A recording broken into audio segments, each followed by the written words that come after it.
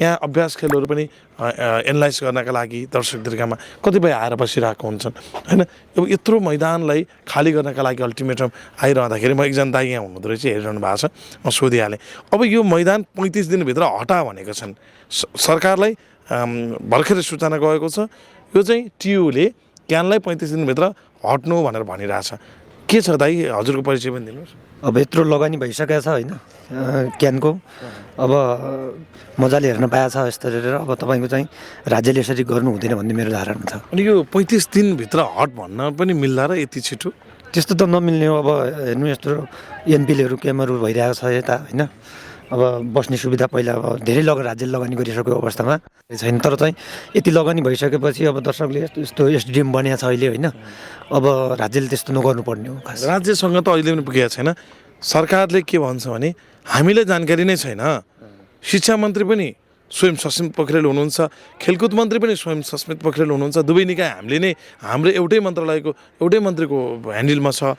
तर यसरी गलत तरिकाको चाहिँ उहाँहरूले क्यानलाई पत्र पठाउनु भयो भनिरहनु भएको छ कि यसलाई राज्यले रोक्नुपर्छ कि पर्दैन? यो पत्रलाई राज्यले रोक्नुपर्ने हो किन भन्दा यो गौरवको हो नि त, हामी परियोजना हो यो। हामीले हेर्न पाएका छौँ, अहिले खुसी लागेको छ। अब एनपिएल दुईवटा एनपिएल सफल भइसकेको छ। अहिले अब लिग 2 को पनि गेमहरू हामी हेर्नलाई होइन आइरहेका छौँ। त्यो नगर्नुपर्ने हो राज्यले चाहिँ। त्यस्तो पत्रलाई गर्नुपर्ने हो भन्ने लाग्छ। भनेको त्यो पत्र तुरुन्तै खारेज गर्नुपर्ने भन्ने भनेको यहाँ राज्य अब अहिलेको सरकारले यसमा कस्तो खालको भूमिका खेल्नुपर्छ? किनकि सरकारले नै अब त भूमिका खेल्नुपर्ने देखियो। क्यान र चाहिँ यो टियुको लडाइँले क्रिकेट मैदान सार्नु पऱ्यो भने त दुःखदायी कुरा हो त। टियु र अब यो क्यानलाई मिलाएर राज्यले सहजीकरण गर्नुपर्छ होइन। यत्रो लगानी भइसकेपछि अब तपाईँको चाहिँ टियु र अब यो क्यानलाई मिलाउनुपर्छ भन्ने जस्तो लाग्छ मलाई। टियु र क्यान मिलेन भने यसले अर्को एउटा रूप लिन सक्छ। खेलाडीहरू चिन्तित हुन्छन्। हेर्नुहोस् त नेपालमा त जे हुन थाल्यो त्यसलाई असफल बनाउनेहरूको लडाइँ छ होइन।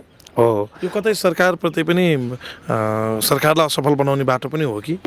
अब त्यो त्यो त त्यसलाई नै आकलन त्यो पनि आकलन गरे होला नि। तर चाहिँ 35 दिनमा त्यो चाहिँ नराम्रो पक्ष हो भन्ने लाग्छ। किनभने सल्लाह त गर्नु पऱ्यो नि क्यान र टियु त सल्लाह गरेर यदि क्यानले होइन उहाँहरूले तोकेको अझ भाडा बढाउने होला, भाडा उहाँले दिन सक्दिनँ भने पो अल्टिमेटम आउनुपर्ने हो कि भन्नुहोस् त। हो, अहिले त अब क्यानले भाडा साडा तिरे होला होइन।